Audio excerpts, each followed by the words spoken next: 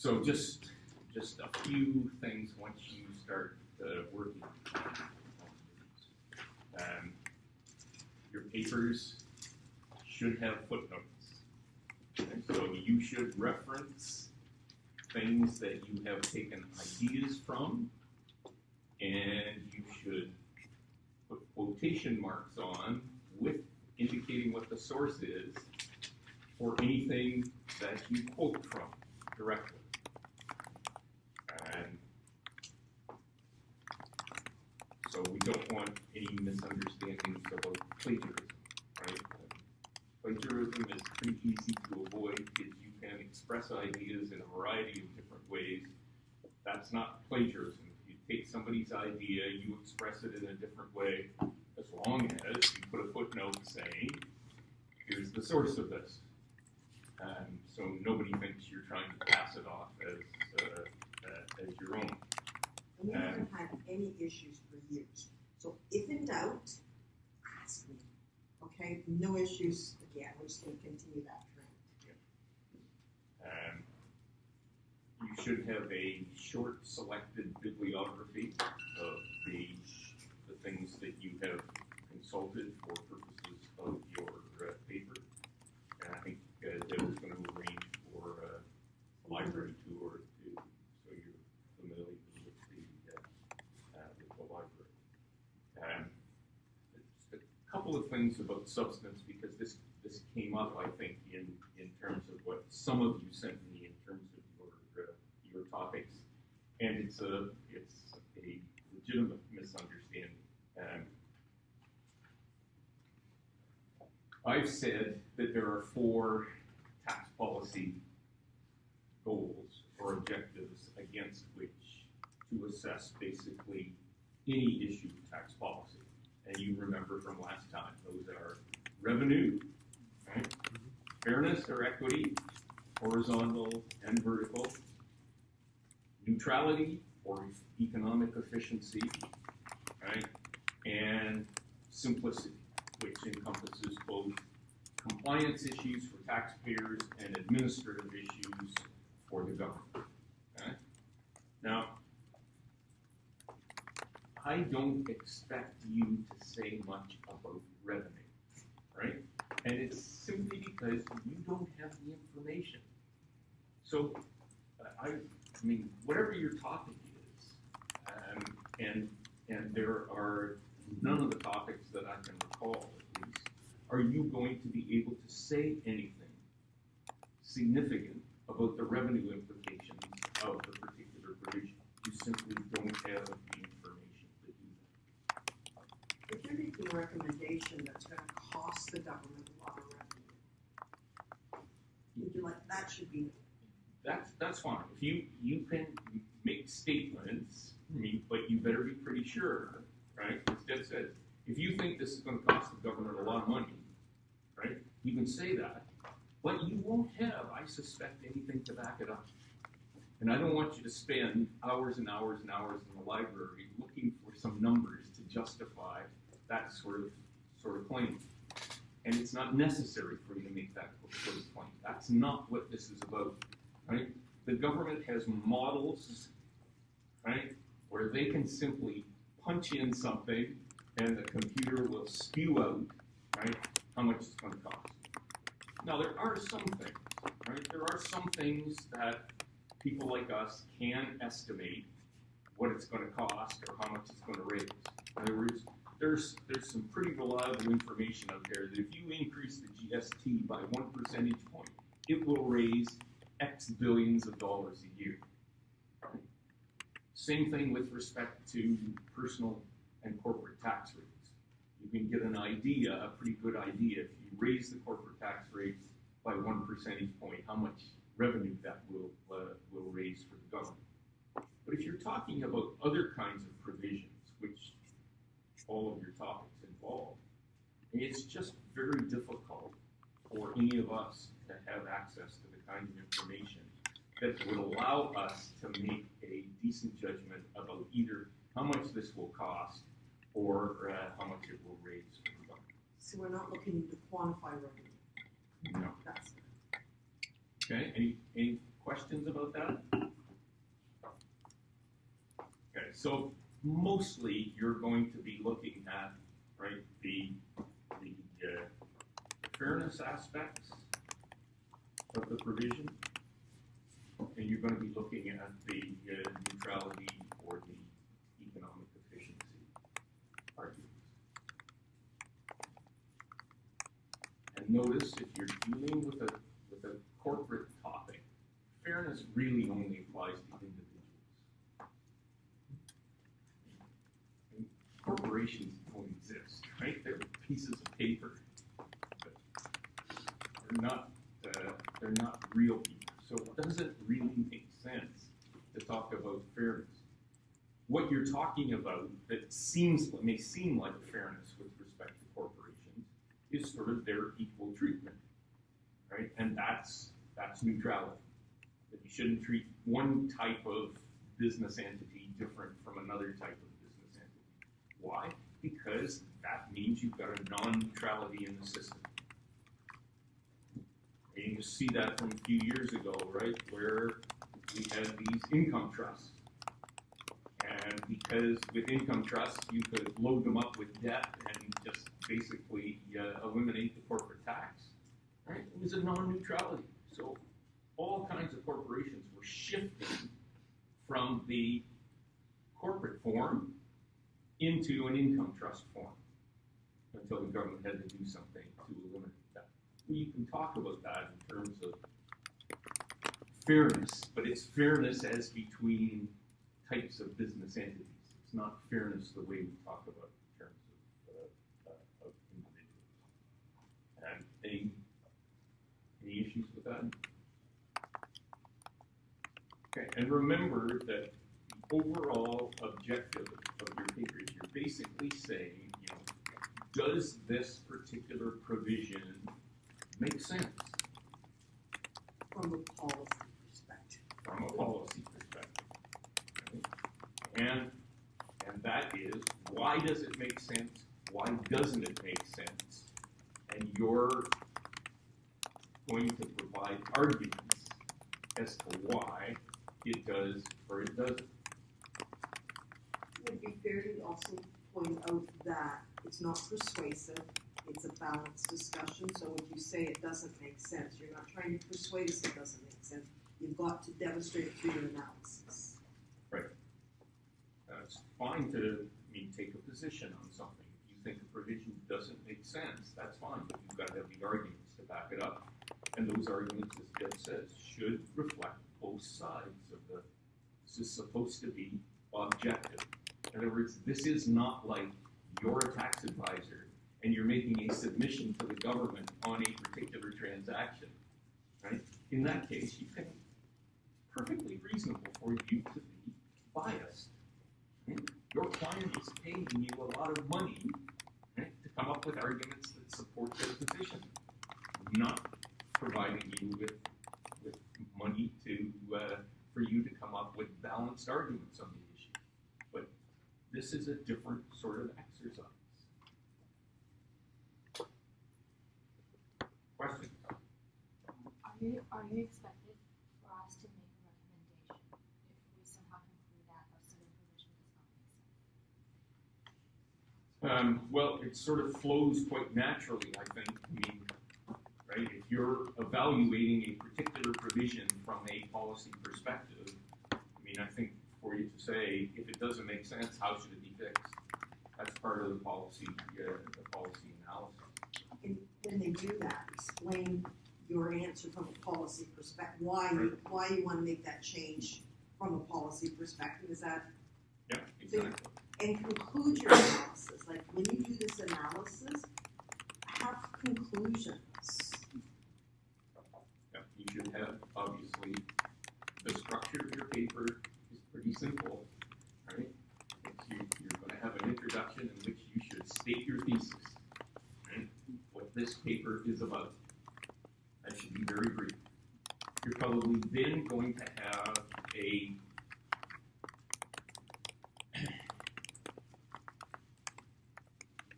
I'm going to say brief, but it will probably take, it should not take more than half your paper. It's just to describe the problem or the issue or the provision that you're dealing with. Maybe with like 3 or 4 or 5 pages. Yeah, I mean Max. it's going to vary depending on the topic you choose. But you're not researching. I often see them researching the issue, and you're trying to do it as a research paper, not a policy paper. And then, right, you're going to have your analysis of, what's wrong with the provision, or does it make sense? And then your arguments, your analysis, and then you're going to have a brief conclusion, saying what's your conclusion. That's a typical organization, really straightforward organization of the tax policy paper. So, sorry, using the structure, it should be describing the provision or the issue, describing what's wrong with it, what isn't wrong with it, and then conclusion. Yeah, well, What's in the top?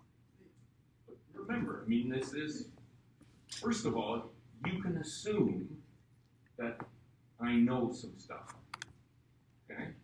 So you don't have to, for example, be ridiculous. If you start out telling me that your provision is a part of the income tax, right? And an income tax is, right? You don't need to do that. So you can assume a certain level of knowledge. You're not writing this for an ordinary person. You're writing it for somebody who knows something about tax, right? But then you do have to, because you want to make sure you're trying to say something. You're trying to make a case with respect to your particular topic. So you have to tell the reader enough about what the issues, right, to give them a little bit of background. So if you're talking about what you're analyzing a particular provision, it's perfectly appropriate for you to have a brief description of that provision. The difficulty is, some of you will find, right, that you'll want to take 15 pages to describe the provision. That's not the objective of this, right? So if you're finding that you're taking that much time to describe your provision, stop.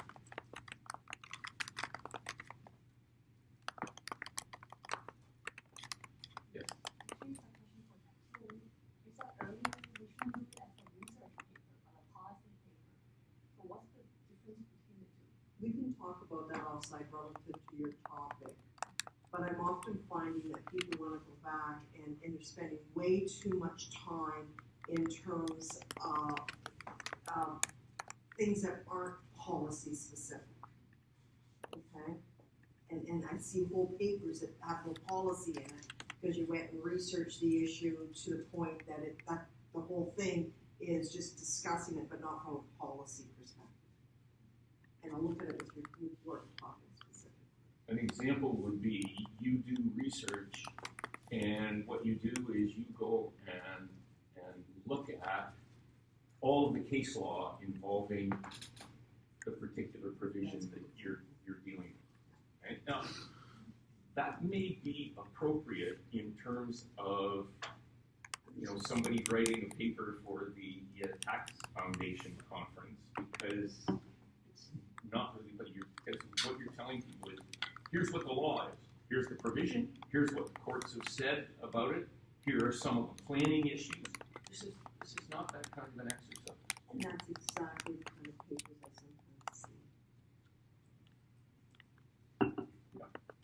So would it be fair to say, in the supplementary reading, there were 4 chapters from the textbooks that are capable of being very similarly written to that kind of structure, because they all seem kind of low with what you're describing? What? Sorry, I didn't hear what. So in the supplementary reading, there were some chapters from the textbook, I don't remember what it's called, but they seem to be written very similarly in the structure that you're describing, where you talk about FAPI rules, and then you describe what it is, the issues with it, an analysis, then a conclusion, fair to say that Yeah. those could be used as the basis or like something comparable. As long as, once again, you remember that what you're talking about is the tax policy involved in that provision or underlying that provision, however you want to think about it, rather than talking about the technical details, right? How it might be used for planning, right? What the meaning of the provision is. You want to get to the policy. Using the principles that we talked about. So, yeah, just, is there, what, like, you can, like, can you give us examples of what we should, like, of some of the readings that you've given us that we should kind of be not based on paper, but just, because I'm like, right now, for me personally, like, I'm like, I have my topic, but like, you're right, I'm more here towards like looking up like cases and like, but like, I don't want to get on that track. Are you saying that the readings that you've given us, if we They're more sophisticated. I know, of We're course, they're expecting you like, guys to do. I know they're more sophisticated, but just like maybe some modular. What I've been using with groups, and Brian, you can tell me if this makes sense, is the framework. The principles, look at each of those principles and look at your topic, you're doing a provision, look at that provision from each of those perspectives and make sure that when you're doing it, you're looking at it from a 360 perspective. So if you've got an argument that says that that you conclude that that there's high fairness in it, then okay, is there a counter argument that you need to consider? Is that It's not, just keep asking yourself, right? Does this, I think all of you have topics that are basically, that they involve provisions of the Act. Right? So you're going to analyze that provision of the Act, not from the perspective of, like, what does it say? And you have to do that. You're not going to do it. How do people tax plan to deal with this provision? You're going to look at it from the perspective of, is there anything wrong with this provision? Right? or if it's right? Well, why is it good tax policy? Exactly. Why is it right? How might it be changed from those perspectives, right? Is it fair? Some of you will only let you talk about the complexity of the topic. Sorry? I'm going to let you talk about the complexity of topics that people have picked. Yeah, oh, yes. Some of you may have picked topics that are perhaps too complex. Okay? For where you are in your understanding of topics. Do we know that? I have met some of you, and I have reached out to some of you, or between Brian and I, we've reached out. If you picked your topic thinking that you were doing the research that we just said you're not doing because it happened to be a topic you really loved and you were researching it, if you think that you're having trouble, if you want to discuss that, come and talk to myself or Brian. I think it's, sometimes I approve a topic because, or on condition that, okay, once you get into this event, right, you narrow it so it's manageable for you. But there's no way that you can take a topic. I mean, for example, some people suggested thin capitalization rules. Right? Well, thin capitalization rules, I mean, you could easily write a 100-page piece on the tax policy analysis of thin capitalization rules. Okay? That is just beyond what this exercise is all about. Okay? So you want something, right, that's much narrower that you can look at. So, as you say, once you do some reading, you do some research, and at the outset you should be doing, sort of secondary sources on the tax policy analysis of your particular issue, and hopefully you'll find something, right? That once you start doing that, then you're going to get a sense of whether or not this is just too difficult, too big. And if that's the case, you should seriously consider changing your topic. And I'd rather you do that early. And so that's why I was hoping everyone has a topic, so that if you wanna start looking at it on the weekend and start to think about it, if you need to change, you've got time. Okay, so it's not like you're locked in stone. Okay. Any other questions? All right. So what we're going to talk about this morning, and this is a good example of a topic that is too big to be dealt with in just a morning, and so we're going to have to paint with a broad brush, and that is tax avoidance, and in particular whether or not a country should adopt a general anti-avoidance rule. And for us, Canada having made that decision, is the rule a good rule or not? What are its deficiencies? How should it be changed?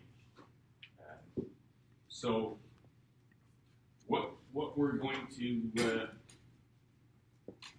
start out talking about is some background to some of these issues.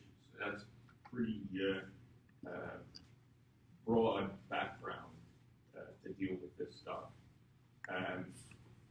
And then what we're going to look at is, okay, what can countries do to control tax avoidance? After we've looked at those things, is a GAR necessary? Or are those other techniques better and sufficient? And then say, once you've made the decision to adopt a GAR, that you think the GAR is necessary, what sort of principles should guide the design and the drafting of your general anti-avoidance rule? And after that, we're going to look at our rule and the major elements of our rule, which are what's a transaction, what's a tax benefit, right? What's the purpose test? What's the exception? That's the misuse or abuse thing in 245(4). How do you determine the consequences if the GAR applies? And probably we'll have a little discussion about should the application of the GAR be accompanied by a penalty, which is controversial.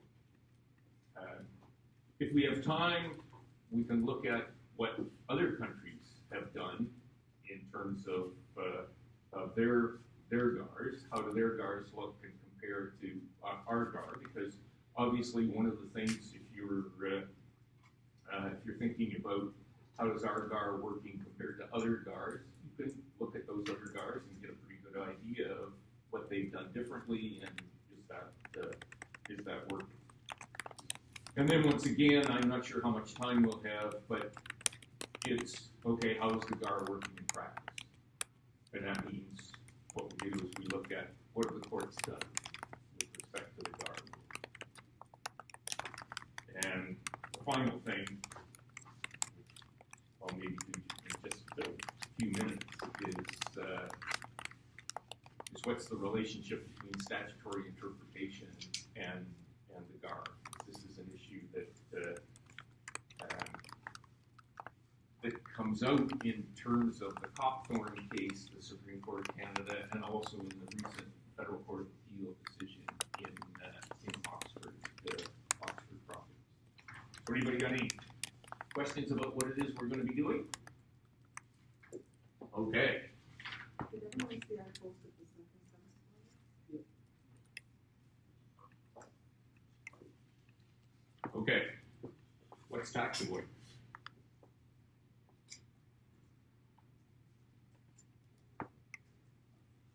Sort of silly to talk about controlling tax avoidance if we don't know what the hell tax avoidance is.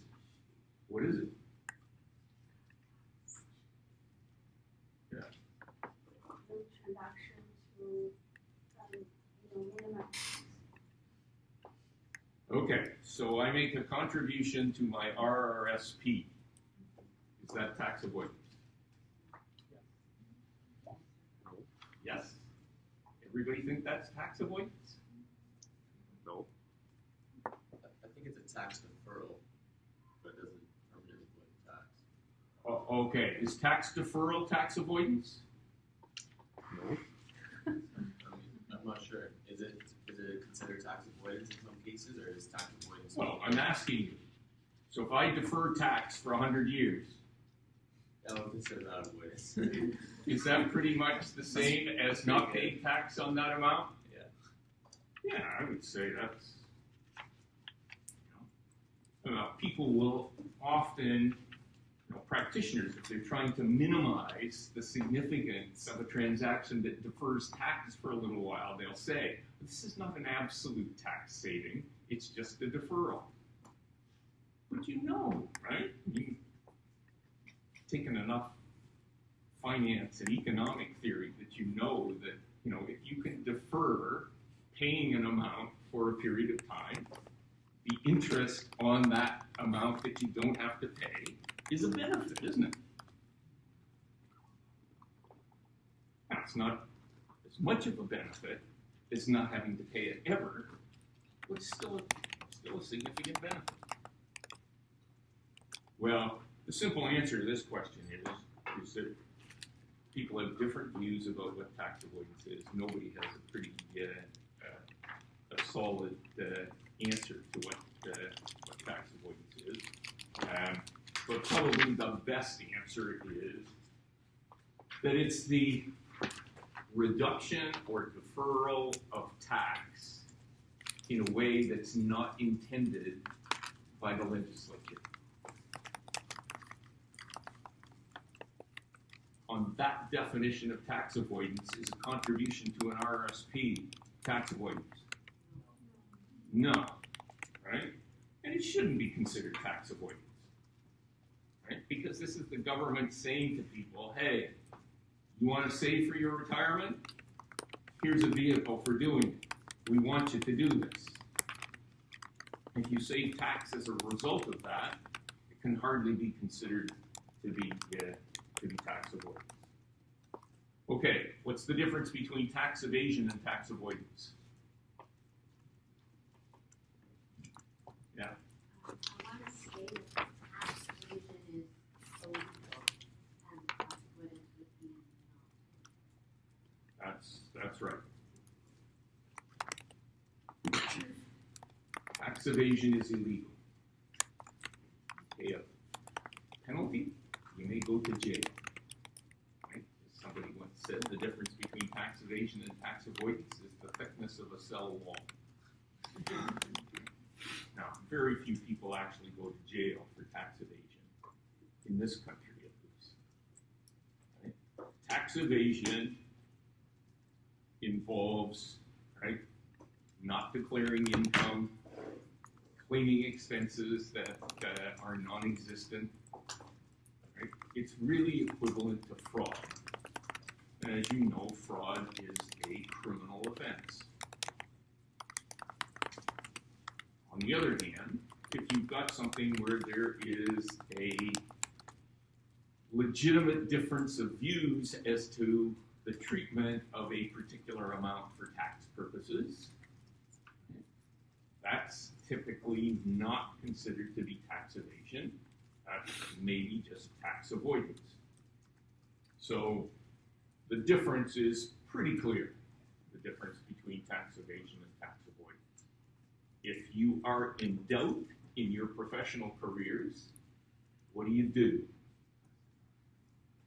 If you're advising on something and you think this may be borderline tax evasion, what do? Get a lawyer to prove it, get a second opinion. What does the lawyer do? Right? Can't just hand everything off like that. Well, you can get a second opinion from them. So. Yeah, but what does the lawyer do? Does the lawyer go and get a second opinion from another lawyer? I mean, sometimes the buck has to stop, and there's no reason why you can't make that decision just as well as a lawyer. That's a really, ethics, I know you don't even think about it, but ethically and being able to, we don't say, hey, this is an ethical issue, but I want to just highlight it. Yeah. And And one of the ways you can deal with an ethical issue to take this right off the table for you and your client is to make disclosure. So if you have an item that you're really not sure about, one of the ways of dealing with it is to make sure there's full disclosure on the tax return so that the CRA knows, right? You haven't tried to hide it somewhere, which just makes a possible evasion even worse. But if you disclose, right, then you can say, we're not going to jail. Right? Why? Because we haven't tried to hide anything. You say, here it is. Does morality have any role to play?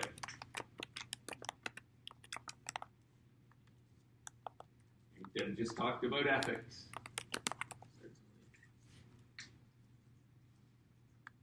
This is something that is hotly debated, and you'll get different views. My own view is morality has no role. In other words, this is the law. You're either within it or you're not. If you're within the law, right, then I don't understand how the fact that you've found some transaction that's within the law but is immoral, that is somehow, right, you're going to be maybe condemned for, your immorality, but it's still within the law. You have an obligation to your clients, right, to explain to them all of their rights and obligations under the law. If they have the right under the law to do something, right, then even though you may find it morally repugnant, right, or the country may find it morally repugnant, that's the law. In other words, multinational corporations can do double-dip financing transactions. Is that immoral? Well, it's a silly question to ask. Is it immoral to claim the deduction of an expense that you didn't incur? Yes. It also happens to be illegal. So what does it matter that it's immoral? That's illegal. But isn't a certain amount of judgment required to determine whether it's legal or not legal? And judgment here, to some instance, relates to morality. No, the judgment is purely, to me, it's purely a legal question. Well, if your morals don't encompass the Illegal. distinction between illegal and legal, then Maybe illegal. you're not going to care. Exactly. Right? I mean, morality is a personal judgment that each of you have to make about things. Right? But so whether it's legal or not is the question. Now, not everybody agrees with me on that. So that's a question that's just sort of open for debate. And I had a debate with an academic in the province of Quebec a couple of years ago, who basically said that as far as he was concerned, that morality was relevant and that the public equated avoidance with cheating. So he basically says that tax avoidance, according to the public, is equivalent to tax evasion. And his response to that is, therefore, we should change the law to make tax avoidance illegal. And my response to that was, right, look, I think even, the public can be expected to understand that there is a difference between avoidance that's legal and acceptable and avoidance that isn't. And between that and criminal activity, which is evasion. But it just shows that there are different views here. It's controversial. Okay. Constraints on tax avoidance. Well, we're going to see one probably this afternoon involving the Starbucks situation in the UK. And reputational concern. You can see this afternoon that as a result of an outcry about Starbucks tax affairs, they basically volunteered to pay tax. But another enterprise that doesn't deal with the public doesn't have the same kinds of reputational concerns that Starbucks does. Okay, so the critical distinction, as far as we're concerned, I mean, you told me that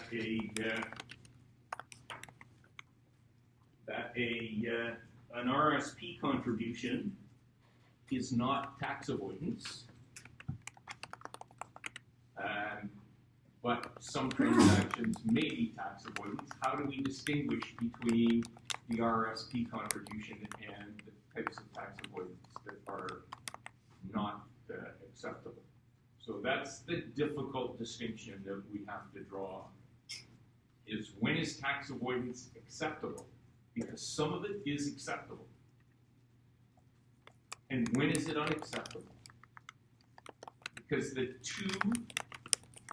two types of avoidance are the same in terms of their basic result. The basic result is you've got a taxpayer who's not paying as much tax as he otherwise would have. Sometimes that's acceptable. Sometimes it isn't acceptable. And that's the fine line that you're trying to draw. Okay, these are the techniques for controlling avoidance.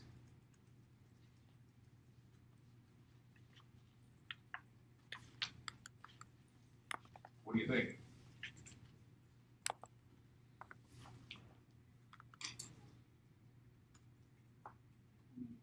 I mean, on one slide, it does seem too simplistic because I imagine there will be more complications into actually how it will say anti-avoidance rules will do, or how, like, what kind of legislation would be a better legislation. That was the question that I had. Yeah, these are very generalized. But you think better legislation is, first, you think it's a good idea?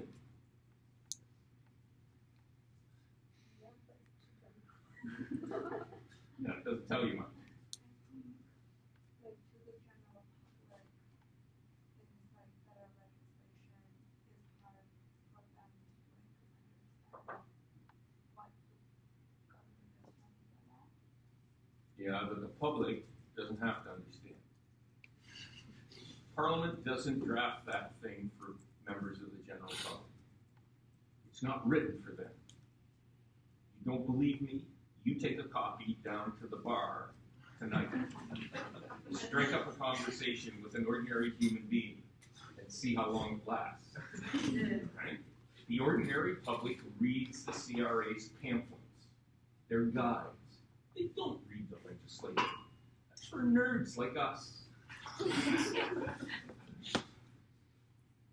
Right? The question here is, right, if there was better legislation, would that deter unacceptable tax avoidance? I'd say to an extent. I mean, you can only make it so good, but you might update a provision that might block one loophole, and then people are going to find a way to reuse whatever you put in. And the more provisions you add to prevent situations, the more complexity you add, the more confusion results in, and it's going to be a never-ending cycle. Yeah, I mean, I think it's always a good thing to have better legislation, isn't it? Right? But practically, it's virtually impossible to have tax legislation that is perfect. And even if you say, well, it doesn't have to be perfect, all you have to do is once you know you've got a problem, you just fix it. But in most countries that I know of, right, it's pretty hard to change legislation like that. It takes a long time in most countries, right? Just because the legislative agenda is clogged with a bunch of other things. So yeah, that's desirable. But you know, if you've ever done any drafting of tax legislation, you know how hard it is. Yeah. Would you say that a more specific legislation would create more loopholes in that sense? It's like if you focus that matter, it's like really specific to address that matter. Sometimes like people will create other ways to get around with it. Sure. I mean, it's not by itself, but we'll talk about that because one of the ways of controlling tax avoidance is specific anti-avoidance rules. What's the problem with specific anti-avoidance rules? You just said what it is.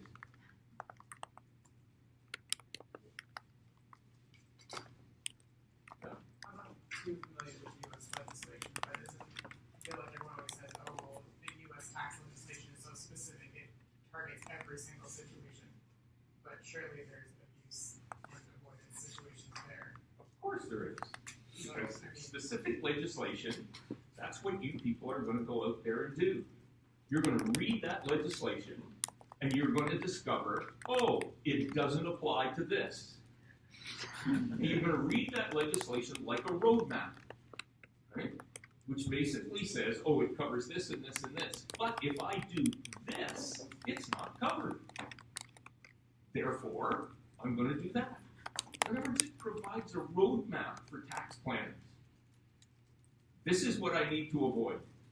If I find some way of avoiding it, then I've got something good. That's the problem. And then you know the game you're into again, right? You come up with your transaction that isn't caught by the specific rule. What does the government have to do? They come with an amendment. What do? You read the amendment, you find another way of getting around it, right?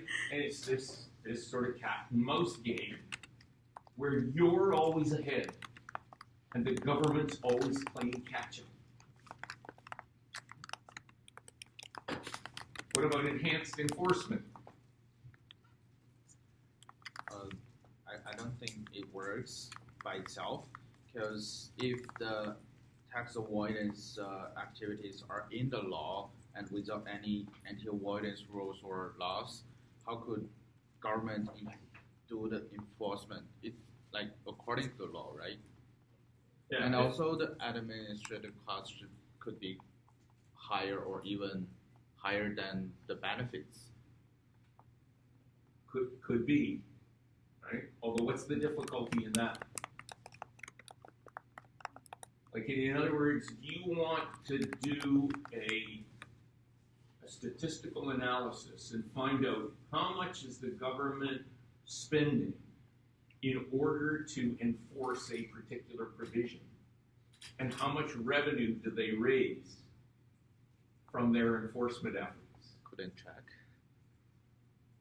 Because I would say to you, that's not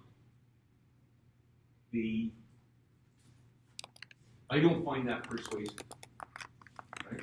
The difficulty with it is, to what extent do the government's enforcement efforts have a prophylactic effect on other people who might try to do the same thing? And you can never quantify that.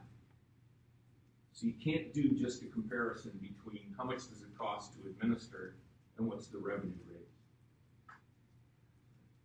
And as we'll see when we talk about the FAFI rules, and those are rules that basically tax Canadian shareholders on passive income of controlled foreign corporations. When the government introduced those rules in 1972, they estimated that they would raise $10 million annually. I had a client at the time who said to me, we would be happy to pay the government $10 million a year for them to just forget about these rules. But of course, that wasn't the point, right? The point was that those rules are going to deter a lot of behavior. And so the amount of money that's raised is not indicated by what those rules raise. It's how much does the system raise, additional amounts that the system raises that it wouldn't be able to raise if those rules weren't in there. And that's a difficult calculation. But you can see this is very important in Canada. 2016 and 2017, the CRA got over $1 billion over a 5-year period. So they got $500 million in 2016 over 5 years, and about $600 million in 2017 over another 5 years, to go after aggressive international tax plans.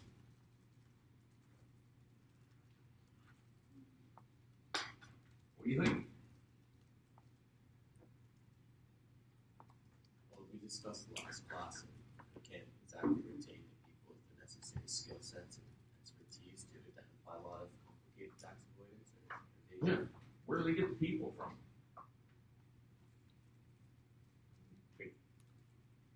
They can't generally hire from the private sector because of the salary differential. And remember, this is additional. They say that they're going to get a 6-time return. So that's $1 billion. They're going to raise additional tax revenues of $6 billion over that 6-year period. That's what they said. And I think that's wildly optimistic when you consider that they haven't changed the law at all. So they say this is $6 billion that's just sitting there that we're not collecting, right? That we should be collecting under the existing rules. And no, these are multinational corporations. They don't just get assessments, big assessments from the CRA and say, okay, we'll write you a check tomorrow. Right? They fight. And they have resources that allow them to fight pretty effectively. So I question how effective that is going to be. Judicial anti-avoidance doctrines.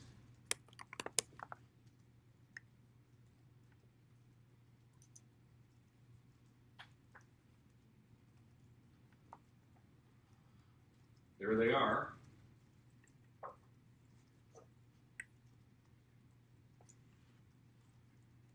Ineffective transactions. What's that?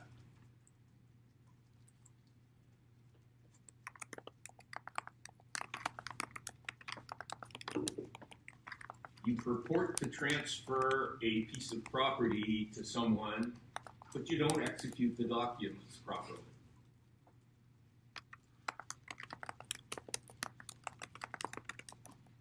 One of the basic rules of tax planning is that if you are going to engage in tax planning that is close to the line, in other words, it's a tax avoidance transaction, and it might work, it might not work, you better be sure to dot all the I's and cross all the T's.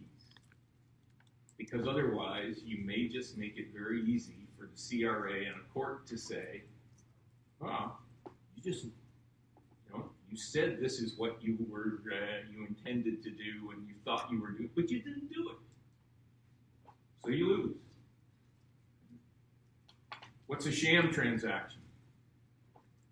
Concealing the nature of transaction, actual nature of transaction, and presenting a different nature of transaction. Yeah, it's the essence. It's the technical definition is, I think I've got it.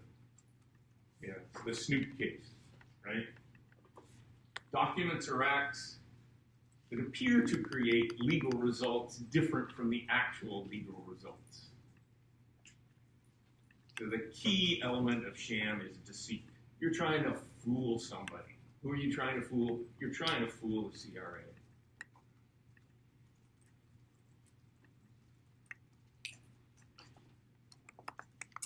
So instead of selling property, what do? You lease it with an option to buy for $1 at the end of the term. Okay. Often what the courts will say there is, that's a sham. The real transaction is, it's a sale. Now, this doctrine is fairly limited. And the CRA has not had a lot of success in applying. Economic substance, economic realities. We talked about this last time in connection with the Shell case, right? And you will find statements in the courts saying courts must consider the economic realities of the situation. And then you saw in Shell, they said, there are two caveats to this. You can't recharacterize bona fide legal relationships, and you've got to apply clear and unambiguous provisions. So it's questionable. I think that we do not have in this country any doctrine of economic substance over legal form. What we have in our law is legal substance over legal form. So, for example, that would be a situation like I just gave you with the sham transaction. Got a lease with an option to buy for $1 at the end of the term. The legal substance of that is that it's a sale of the property.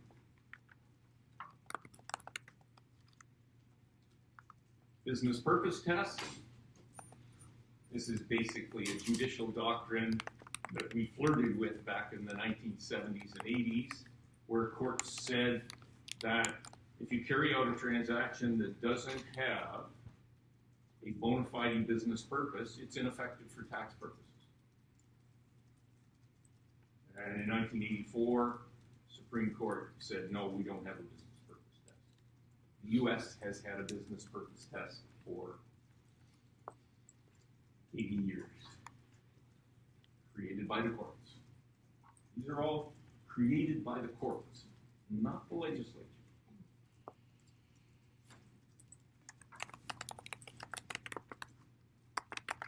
Step transaction doctrine.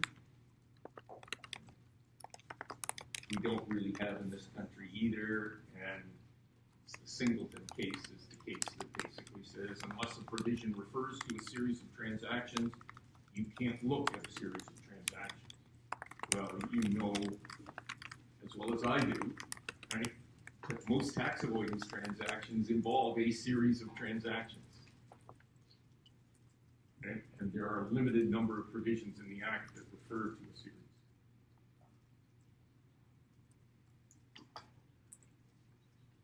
Okay. Yes? One question. In terms of like legal substance or form, the property example that you get, so that is the lease would be the legal substance, like the lease contract, right? No. No? The legal substance, right, is A legal that form. it's a sale. The legal form is that it's a lease, right, with an option to buy for $1 at the end of the lease. But that doesn't reflect its legal substance, the court would say.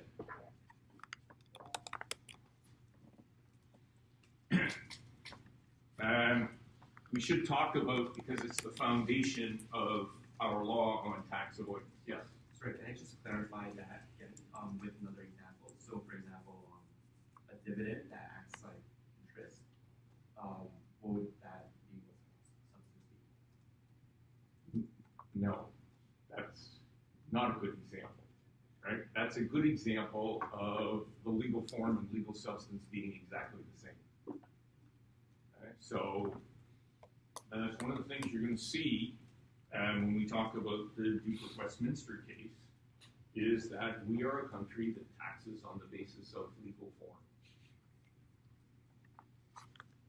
So we take generally the legal form of transactions, and that means that tax planners, right, can achieve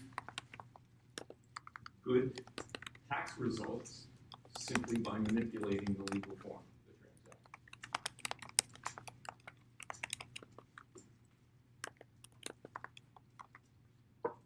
Okay. You read the Duke of Westminster case? Is it in the reading list?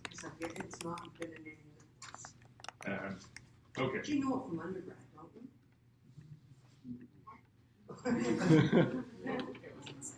Well, this is, as I say, this is the basis of our law on tax avoidance. And you can see, we look at this just briefly, where it all comes from and what the background is. This is the Duke of Westminster, is a very wealthy UK aristocrat. He owns most of the city, of the land in the city of Westminster in London, England. So even the current Duke of Westminster is fabulously wealthy. He, like a lot of very wealthy people, had a bunch of servants. Right? This happened to be his gardener that was involved in this particular case, but he had a bunch of other servants as well that he did this deal with. Right? So, is the gardener's salary paid by the Duke deductible?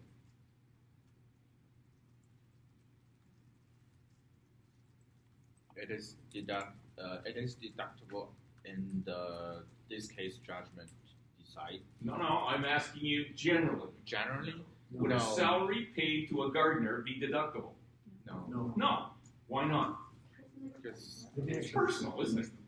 Right? So it's not deductible.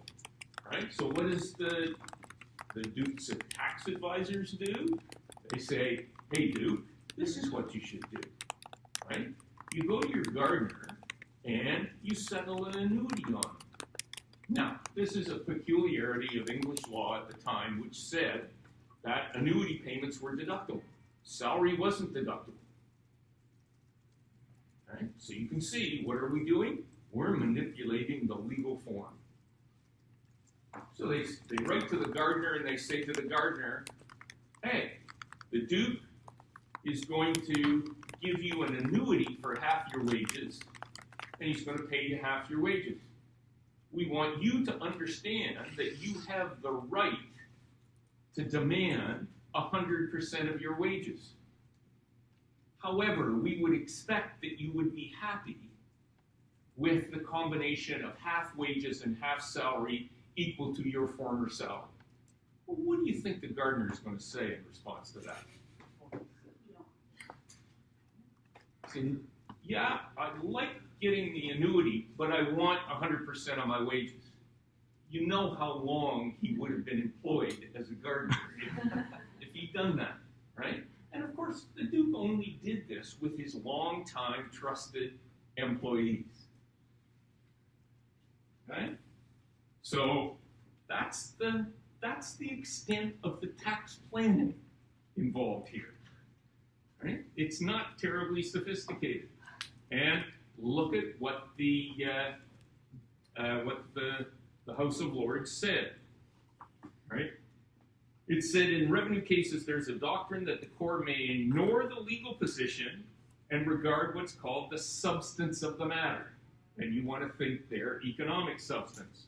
And look what he says. The sooner this misunderstanding is dispelled and the supposed doctrine given its quietus, the better it will be for all concerned, for the doctrine seems to involve substituting the uncertain and crooked cord of discretion for the golden and straight metwand of the law. A metwand is just a measuring stick, right? So you can see they're concerned about, you depart from the literal meaning of the words. That just gives too much discretion to the revenue authorities. And then you get the famous quote, every man is entitled if he can to order his affairs so as that the tax attaching under the appropriate acts is less than it otherwise would be. If he succeeds in doing this, however unappreciative the commissioners and his fellow taxpayers may be, he cannot be compelled. This doctrine of the substance seems to me to be nothing more than an attempt to make a man pay, notwithstanding that he has so ordered his affairs that the amount of tax sought from him is not legally claimable. This is Lord Russell's judgment, right?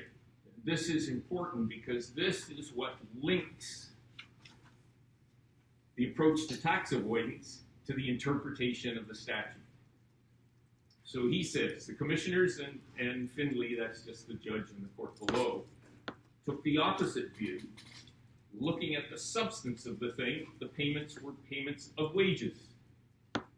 This simply means that the true legal position, the annuity, is disregarded, and a different legal right and liability substituted in the place of the legal right and liability which the parties have created. I view with disfavor the doctrine that in taxation cases the subject is to be taxed if, in accordance with the court's view of what it considers the substance of the transaction, the court thinks that the case falls within the contemplation or spirit of the statute. Spirit as opposed to, whenever you see a reference to the spirit of the legislation, that is always used in contradistinction to the letter of the law.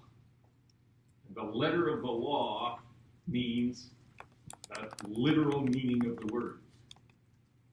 Okay? The subject is not taxable by inference or by analogy, but only by the plain words of the statute applicable to the facts and circumstances of this case. And he continues, he refers to this case, Partington and the Attorney General, which is a case in 1869, which basically says taxation statutes are interpreted literally. And you can see, if the person sought to be taxed comes within the letter of the law, he must be taxed, however great the hardship may appear to the judicial mind to be.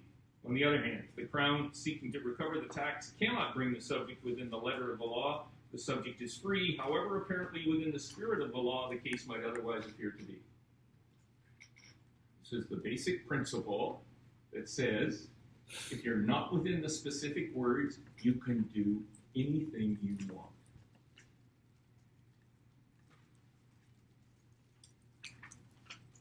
There was a dissent in the case. He didn't disagree about substance over form. He just said that when he looked at the documents in the case, he thought that the legal substance was that the gardener was being paid his wages, not an annuity plus wages. Okay, so as I say, this proposition that you are entitled to arrange your affairs in order to minimize tax is based on a literal approach to statutory interpretation.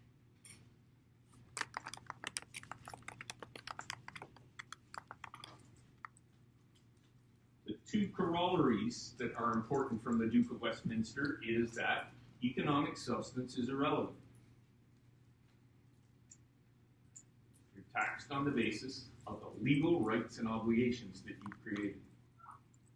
And the fact that you are motivated, that your intention is to avoid tax, is irrelevant. So it's these two things, literal interpretation and taxation on the basis of legal form are the two things that allow tax avoidance to flourish. So you simply manipulate, right? You can see it from the Duke. What do? You just tell the gardener, how'd you like to receive an annuity instead of wages? I mean, it's too easy, isn't it? You can see that the Duke,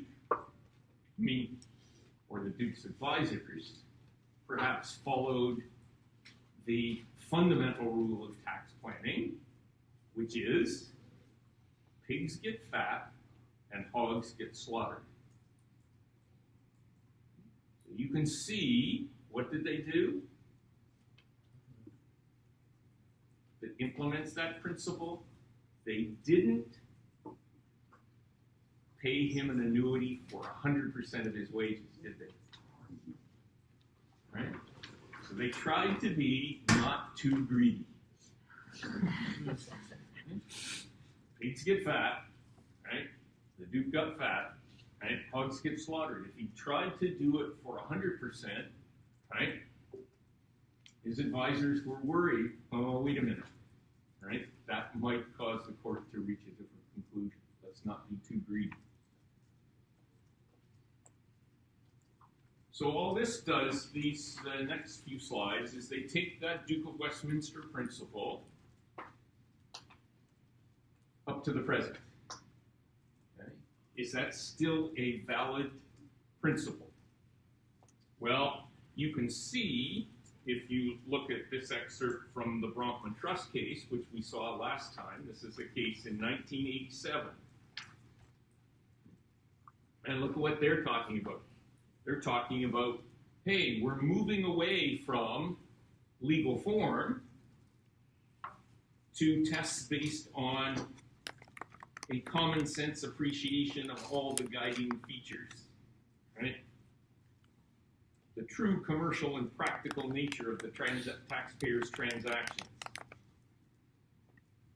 An eye to commercial and economic realities rather than juristic classification of form may help to avoid inequity of tax liability dependent on a taxpayer's sophistication at manipulating the sequence. You saw that last time, right? The Stubart case in 1984, the Supreme Court rejected literal interpretation and basically said, you've got to apply, there's the quote is the modern approach, and then in Canada Trust Co. they said you interpret provisions of all legislation textually, contextually, and purposefully. So this seems like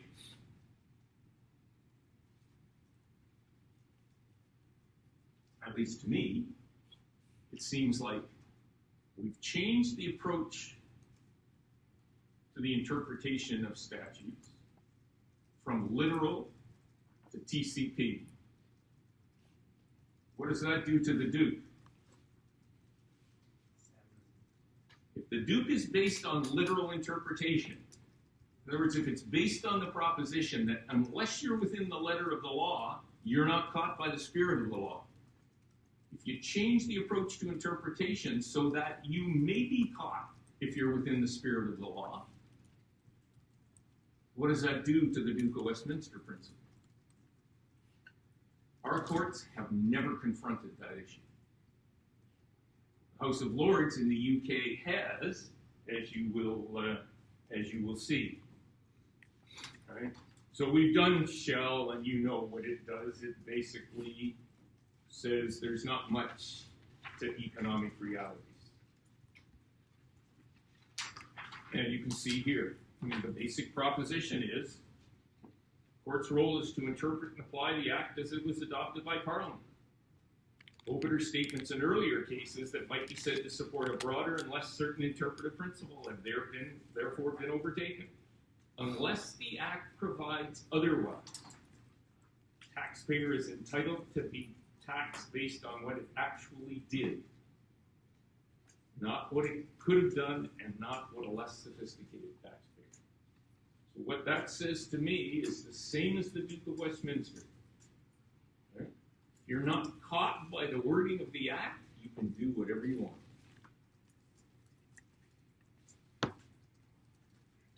I'm not going to, yep.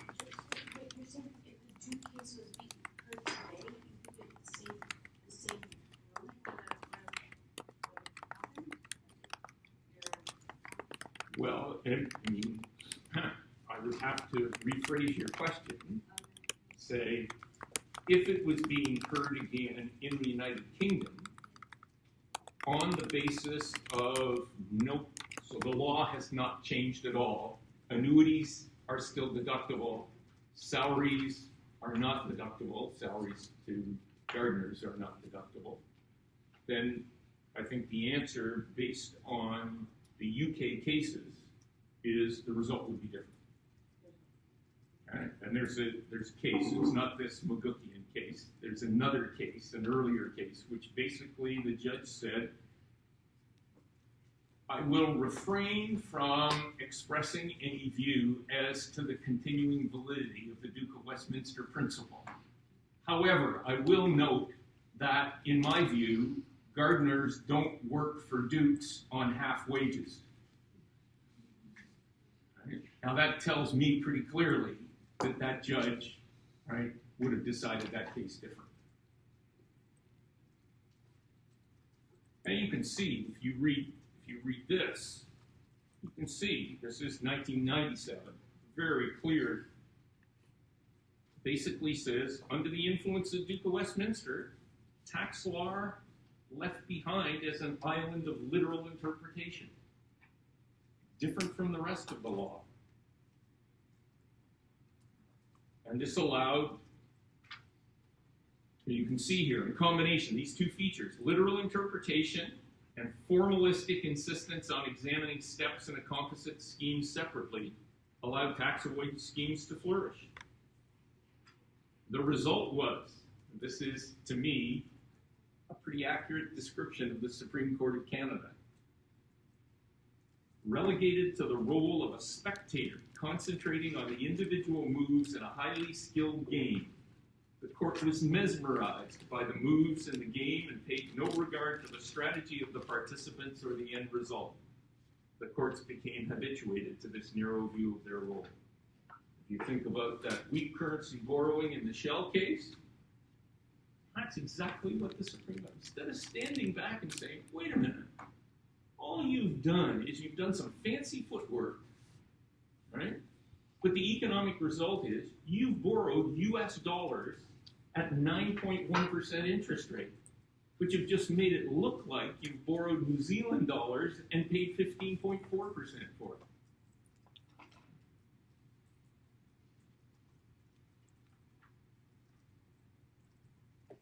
And you can see the UK has rejected literal interpretation, just like the Supreme Court of Canada did, but didn't follow up in terms of what are the implications of rejecting literal interpretation for tax avoidance. And you can see here, mark the rejection of pure literalism. Okay, any questions about that? I say, I don't think that the Duke of Westminster should be, I mean, it's an important principle to say that people have the right to arrange their affairs to minimize tax, but it's got to be subject to certain limitations. And you can see that in the excerpt from the McGookie case in the UK. And you know what that does in Canada? It meant that we have to have general anti-avoidance rule. That's what it led to. Okay, so let me just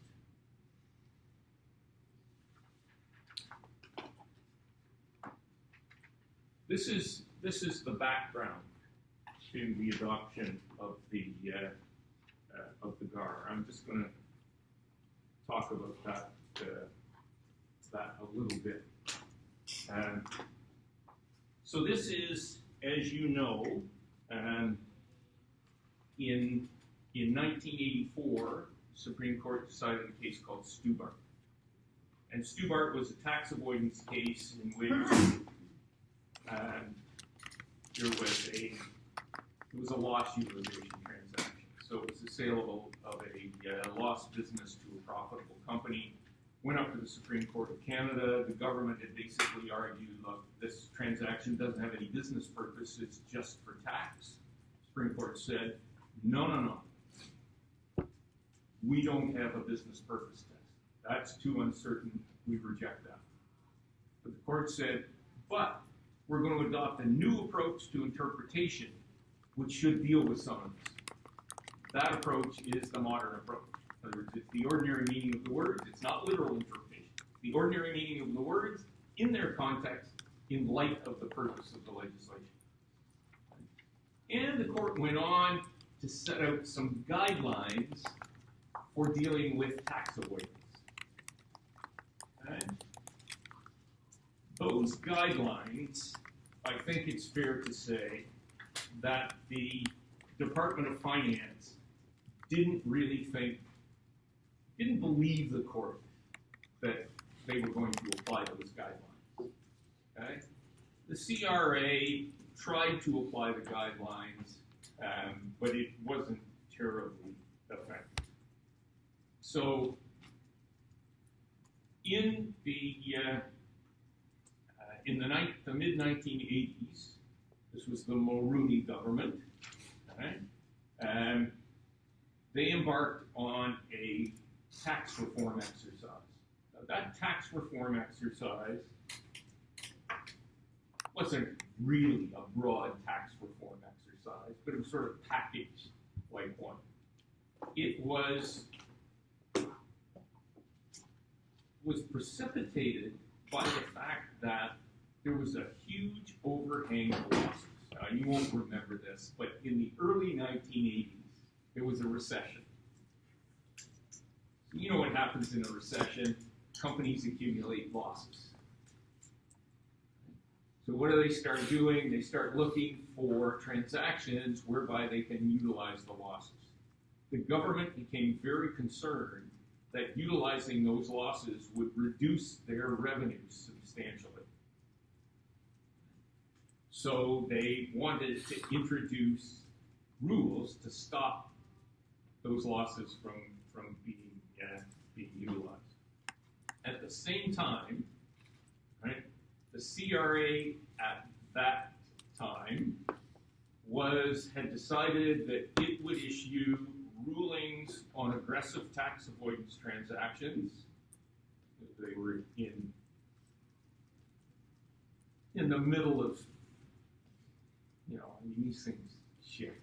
The CRA was thinking about itself as a service organization, providing a service to its clients, as opposed to assessing taxpayers for taxes.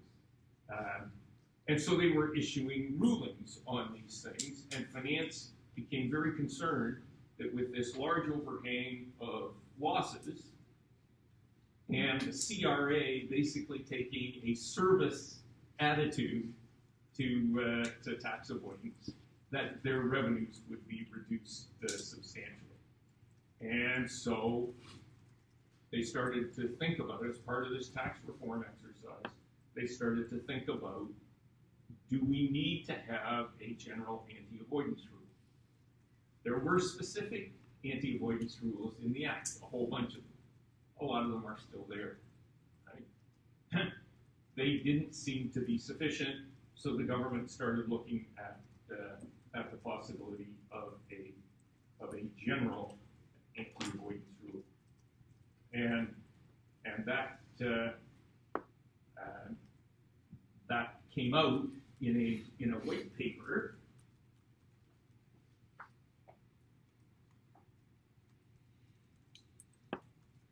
The tax reform white paper came out with a draft rule.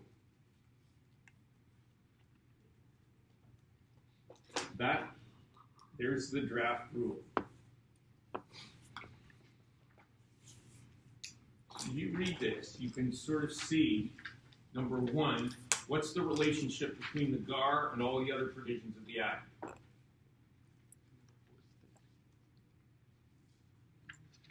Basically, this overrides everything in the Act. Exactly. Explicitly. Right? Notwithstanding any other provision of this Act. Right? That's not in the existing GAR. So there are issues there. There are issues there about what's the relationship of a GAR to other provisions. Right? Definition of an avoidance transaction results in a significant reduction, avoidance, deferral, or refund of tax unless the transaction may be reasonably considered to have been carried out primarily for bona fide business purposes. So you can see, what is this? Well, this is the government saying, if the courts, that's what Stubart did, it rejected a business purpose test, the government says, okay, we'll legislate a business purpose test. This looks like a legislated business purpose test. It also had a purpose clause in it. The purpose of this section is to counter artificial tax avoidance.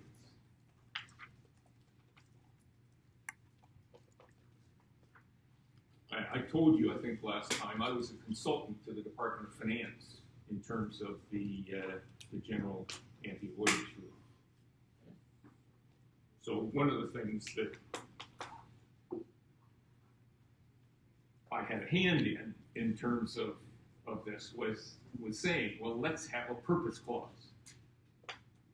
And it was very controversial because none of our tax legislation has purpose clauses. And of course, what my draft was, my original draft was, the purpose of this section is to counter abusive tax avoidance, not artificial tax avoidance. Now, why did it switch to artificial? Well, it switched to artificial because we had a meeting. A senior assistant deputy minister from the CRA sitting in the meeting said, I don't think we should say abusive tax avoidance because that has connotations of child abuse.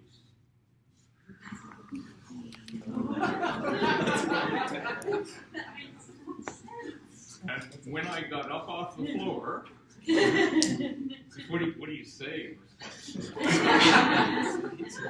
That's ridiculous. But, this was a senior assistant deputy minister. And so another term was used. One of the things we'll talk about is, right, what are the implications of using the term artificial as opposed to abusive?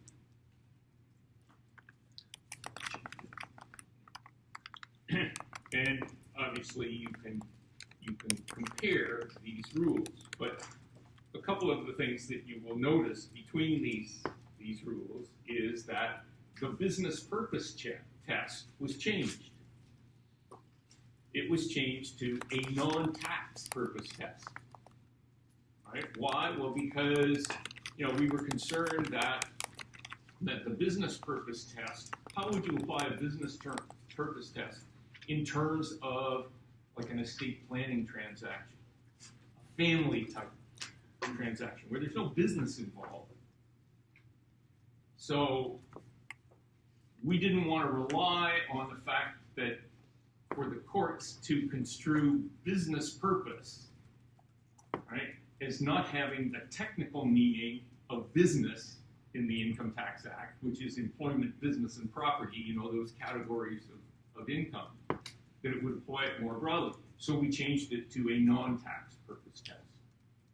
You do this for some reason other than just the reduction of tax. So that was the one thing. And then we introduced this exception, this misuse or abuse exception. The other thing you might note, which I thought was quite funny, it shows, and this is why,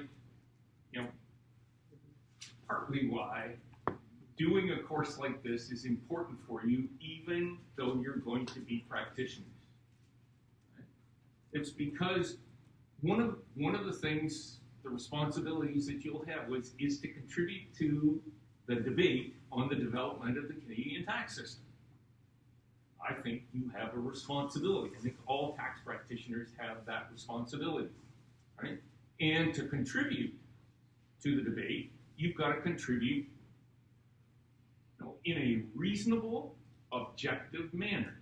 So it's not just, right, my clients. This is not good for my clients, and therefore it's bad. Right? I think, to a certain extent, you need to get beyond that to make a valuable contribution. Well, you can see there, it says an avoidance transaction includes any transaction that results in a significant reduction, avoidance, deferral, or refund of tax.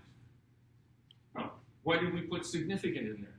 Because we thought, well, if it's not significant, we don't want to bother with it. Do you know what tax practitioners came and said to us? How much is this? They said to us, that introduces too much uncertainty. Because then we have to worry about what's significant and what's insignificant. So you know what we did? Okay, we take it out. Now what? Right? The GAR can apply whether it's a significant reduction of tax or not.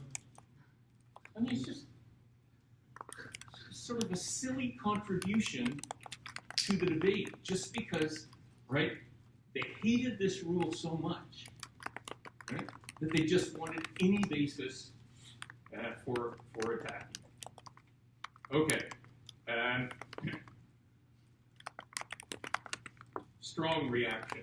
I mean, if I tell you that, I mean, once people found out that I had been involved in this rule, I was the target of some pretty strong strong reactions. It's also the case. I mean, this is right. Once again, I would implore you not to engage in sort of hyperbolic criticisms. I can tell you that I went to conferences after this rule came out in which senior tax practitioners, up to that point I had had enormous respect for, stood up and said to large gatherings of tax people that this general anti-avoidance rule would bring commercial life as we know it in this country to a standstill. That it would make it impossible for tax advisors to give opinions on transactions. That's just nonsense. You know, and here we are, 30 years later. Has commercial life come to a standstill? Of course not. Do people give opinions on transactions? Of course they do. You know, I mean, my reaction to it was, well, just send your clients to me. I'll give them an opinion. Which, of course, didn't make them any happier with me. Anyway, there was a big reaction. The House of Commons committee came up with their own rule, and you can see what's avoidance transaction. Any transaction that results in an artificial or undue reduction, deferral, or refund of tax. Which they thought was a better rule. Now we can just deal with that right now, and then we'll have our break. Because you've seen, right, that the draft rule had artificial in it, right? The purpose of this provision is to counter artificial tax avoidance. The House of Commons rule has artificial or undue reduction, partly because there was an old 245, right, which talked about an undue or artificial reduction. Okay? Why? What do you think? Do you like artificial better than misuse or abuse? I mean, I feel like artificial makes it seem like it didn't happen or that it was fake, but like if it's a real reduction in tax, then it's not hard to get you around this. Say that again? The term artificial reduction in tax makes it seem like it's not an actual reduction in tax. Or to avoid that, what do they really mean?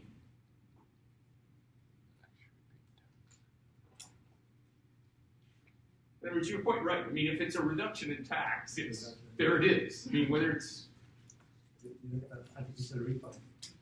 Right? I think they basically mean that the transaction is artificial. right? Not the reduction in tax is artificial. It's the transaction that results in the reduction of tax is artificial.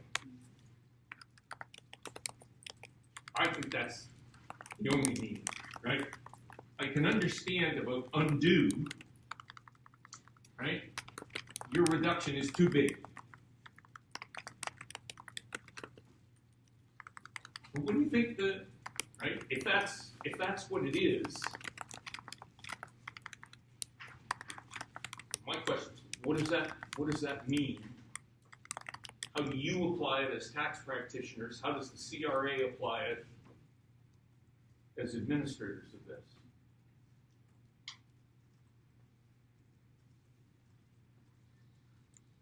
Wouldn't undo be same as significant? In that case, because the earlier wording. Yeah. You can have a do reduction of tax, but you can't have an undo. Like it says, it's too much. Well, how much is too much? Once again, I can't, that doesn't give me any standard to apply. But do you like artificial?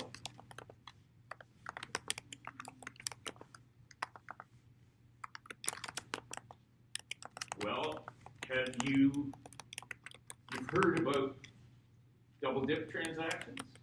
We'll maybe talk about them a little bit, but have you heard about those? You heard about tower structures? You heard about butterfly reorganizations? Are they artificial? No. Come on. Yes. All you have to do is draw the diagram on the board, right? It's completely artificial, isn't it?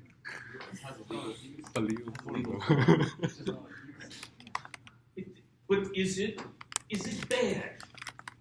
Is a butterfly reorganization bad? No. No, it's not bad. Is it artificial? Yes. Yeah. So artificial does not equal bad. Why are you saying that it's artificial? Like, I assume artificial means fake. If you do a butterfly reorganization, it has a legal effect and form, and it's very much two separated group of assets, so to speak. So how is that artificial? You've done something, and that's exactly what it is. Yeah, but what you've done is artificial. I mean, it would be very easy to split that company in a much more direct manner. But that would yield tax consequences. Right? That's what artificial means to me. Right? If the direct way of doing something, right, causes you to take an indirect way of doing something, that's artificial. But if that's the case and the indirect way leads to the results you expect, then it's just as valid. In fact, more valuable than the direct way that was caused you to pay more taxes. So why should it be artificial? Well, yeah, except that the basic principle in a lot of fields of law, right, is that you can't do indirectly what you can't do directly.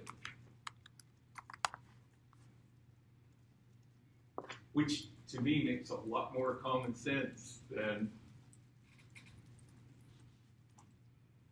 But that's not the way for tax.